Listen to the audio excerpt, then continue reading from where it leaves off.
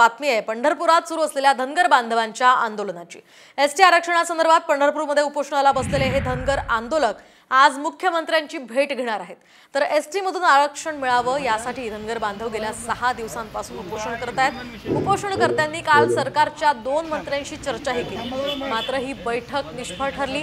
त्यानंतर आता आंदोलकांचं शिष्टमंडळ आज मुंबईमध्ये मुख्यमंत्र्यांची भेट घेणार आहे। दुपारी 3 वाजता सह्याद्री अतिथीगृहावर ही भेट होईल।